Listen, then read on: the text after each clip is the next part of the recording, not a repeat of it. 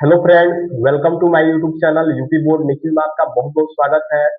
दोस्तों, उम्मीद करते हैं कि आप लोग अच्छे तरीके से पढ़ाई भी करते होंगे और जो बच्चे 2027 की बोर्ड एग्जाम की तैयारी कर रहे हैं वो अच्छे तरीके से कर रहे होंगे। तो हम लोग यहाँ पर क्लास 10th का मैथ का प्रश्नावली 5.1 का हम लोग यहाँ पर क्या करने वाले हैं, क्वेश्चन को सॉल्व करने वाले हैं, वो भी अच्छे तरीका से। ठीक है। और 5.1 यानी कि जो चैप्टर का नाम है समांतर श्रेणी, ये चैप्टर का नाम है। इसमें हम लोग का क्वेश्चन क्या क्या दिया है यहाँ पर हम लोग आज के इस वीडियो में देखेंगे। और क्वेश्चन में हम लोग से पूछा क्या है, सबसे पहले ये हम लोग को जानना जरूरी है। तो यहाँ पर देखिए क्वेश्चन में क्या पूछा गया है कि बोला गया है कि निम्नलिखित स्थितियों में से किन स्थितियों में संबंध संख्याओं की सूची एपी है और क्यों।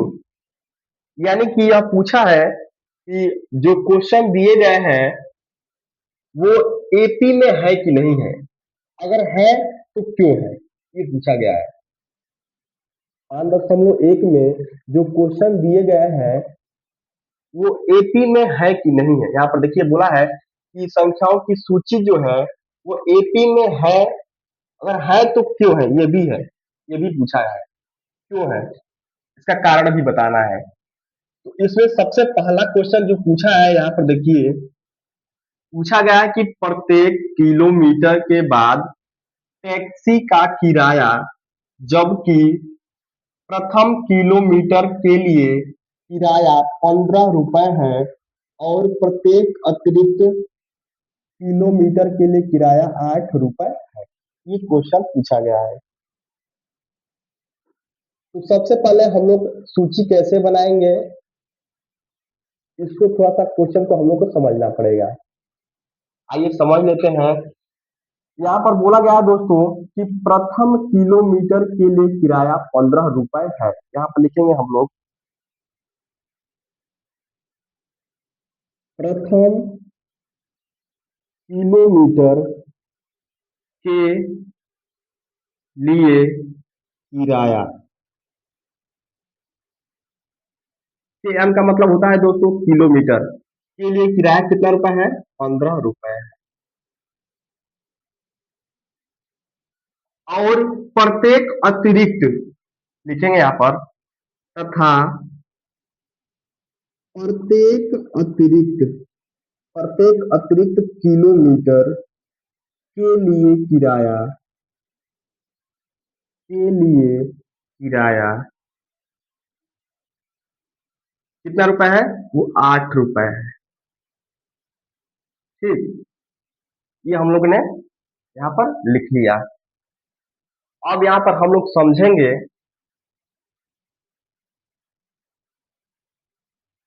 क्वेश्चन में क्या कहा गया है। बोला गया है कि प्रथम किलोमीटर के लिए जो किराया है 15 रुपए है। यहाँ से हम लोग यहाँ से यहाँ पर लगा लेते हैं कि यह 1 किलोमीटर है। ठीक, फिर यहाँ तक ले भी मान लेते हैं ये भी 1 किलोमीटर। इसके बाद ये भी कितना है, 1 किलोमीटर। अब यहाँ पर समझिए, बोला है कि प्रथम किलोमीटर यानी कि जो पहला किलोमीटर है उसका उसने पेमेंट यानी कि जो किराया है उसने फिक्स कर दिया है, कितना रुपए है, 15 रुपए प्रथम किलोमीटर के लिए। प्रथम किलोमीटर के लिए अगर आप जाते हैं तो उसका किराया उसने फिक्स कर दिया है, कितना रुपए, 15 रुपए 1 किलोमीटर के लिए। ठीक, लेकिन क्वेश्चन में फिर बोला है कि तथा प्रत्येक किलोमीटर के लिए किराया 8 रुपए है। प्रत्येक किलोमीटर अतिरिक्त यहाँ लिख लेना, तथा प्रत्येक अतिरिक्त किलोमीटर यहाँ लिख लेना, अतिरिक्त प्रत्येक अतिरिक्त किलोमीटर के लिए किराया जो 8 रुपए है। कहने का मतलब यह है दोस्तों कि अगर आप पहला किलोमीटर जाते हैं, प्रथम किलोमीटर आपका किराया 15 रुपए लगेगा, लेकिन अगर आप 1 किलोमीटर के बाद फिर अगला 1 किलोमीटर जाएंगे उसमें किराया आपका जो है 8 रुपया बढ़ जाएगा। 1 किलोमीटर जाएंगे तो आपका किराया 15 रुपया लगेगा, लेकिन अगर आप 1 किलोमीटर के बाद फिर 1 किलोमीटर चलेंगे आपका किराया कितना रुपया हो जाएगा, उसमें 8 रुपया जुड़ जाएगा। फिर आप 1 किलोमीटर के बाद फिर आप 1 किलोमीटर जाएंगे, उसमें भी किराया कितना हो जाएगा, फिर 8 रुपया जुड़ जाएगा। ऐसा ही आप जितना किलोमीटर, एक एक किलोमीटर बढ़ते जाएंगे, उतना ही क्या होगा, इसमें 8 8 रुपया क्या होगा, जुड़ता जाएगा। हर किलोमीटर पर 8 8 रुपया जुड़ता जाएगा। पहली बार तो उसने फिक्स कर दिया है कि आपका जो 1 किलोमीटर चलेंगे तो 15 रुपया लगेगा, लेकिन आप हर किलोमीटर चलेंगे तो उसमें 8 8 रुपया क्या होगा, जुड़ता जाएगा। ठीक है, तो यहाँ पर देखिए, पहला तो 15 था, ठीक, फिर 1 किलोमीटर जाएंगे तो कितना हो जाएगा, 23, फिर 1 किलोमीटर जाएंगे तो कितना हो जाएगा, 31, फिर 1 किलोमीटर जाएंगे तो 39। इसी प्रकार से हम लोग का क्या होगा, एक सूची प्राप्त होगा। यहाँ पर लिखते हैं अतः सूची, सूची हम लोग का क्या निकलेगा, पहला हो गया 15,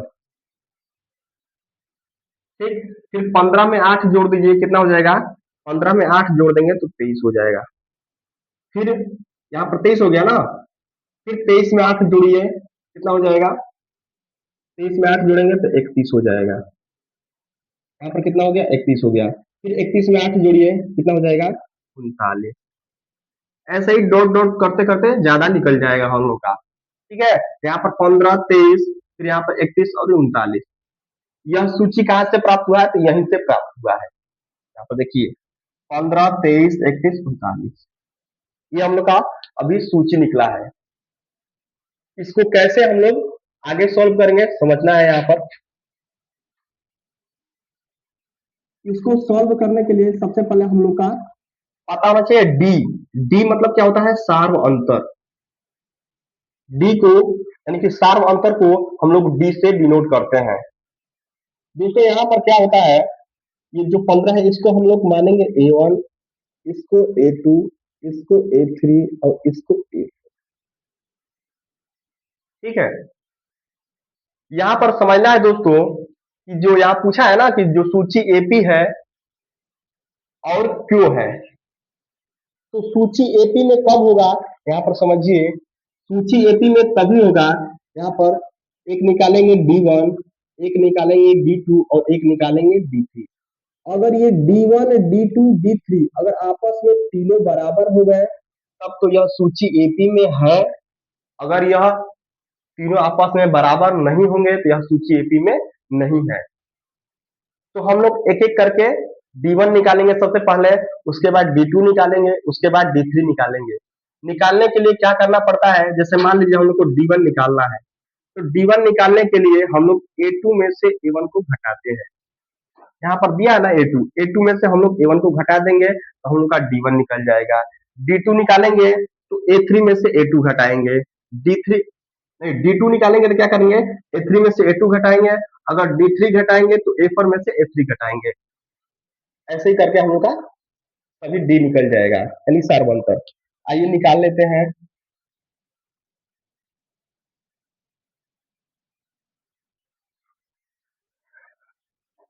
यहाँ पर निकालते हैं, D1 निकालते हैं। D1 निकालने के लिए हम सबसे पहले फॉर्मूला क्या होता है, A2 में से A1 को घटाते हैं, तो D1 बराबर A2 का मान कितना दिया है, यहाँ पर 23 दिया है, 23 रख लेते हैं, 23 रख लेते हैं। और A1 का मान कितना दिया है, 15, 15 कर लेते हैं। D1 का मान कितना आ जाएगा, 23 में से 15 घटा 23 में से 15 घटाएंगे दोस्तों, कितना हो जाएगा, तो 8 हो जाएगा। कितना बचेगा, 8। ये हम लोग का D1 निकल गया। अब क्या निकालना है, एक निकालना है D2। D2 क्या करेंगे, तो D2 को निकालने के लिए A3 में से A2 घटाएंगे, A3 में से A2 घटाएंगे, तो यहाँ पर D2 हम लोग का निकलेगा क्या, A3 क्या दिया है, 31, 31 दिया है, 31 में से कितना घटाना है, तो 23 घटाना है। यहाँ पर D2 हम लोग का कितना निकल जाएगा, ये भी निकल जाएगा 8। कितना निकल जाएगा, 8 निकल जाएगा। अब इधर क्या करते हैं हम लोग, D3 निकाल लेते हैं। D2 भी निकल गया हम लोग का 8। ठीक, D3 निकाल लेते हैं। D3 निकालेंगे तो कैसे निकालेंगे, A4 में से A3 को घटाएंगे, A4 में से A3 को घटाएंगे, यहाँ पर हो जाएगा D3। A4 क्या दिया हम लोग का, A4 दिया है 39, 39 में से कितना घटाना है 31, 39 में से 31 घटाएंगे तो हम लोग का D3 कितना निकल जाएगा, तो ये भी निकल जाएगा कितना, 8 निकल जाएगा। यानी कि हम क्या देख रहे हैं दोस्तों, यहाँ पर D1 भी 8 निकला है, D2 भी 8 निकला है और D3 भी 8 निकला है। यानी कि और तीनों आपस में क्या हो गया, लिखेंगे क्योंकि D1 बराबर है D2 के और D2 बराबर है D3 के, इसलिए इसलिए यह सूची इसलिए यह सूची एपी में है, इसलिए यह सूची एपी में है। यहाँ पर हम लोग से क्वेश्चन पूछा है ना कि सूची एपी है और क्यों है, क्योंकि यहाँ पर D1 और D2 D3 आपस में क्या है, बराबर है, इसलिए यह सूची क्या है, एपी में है। इतना ही बस करना है दोस्तों।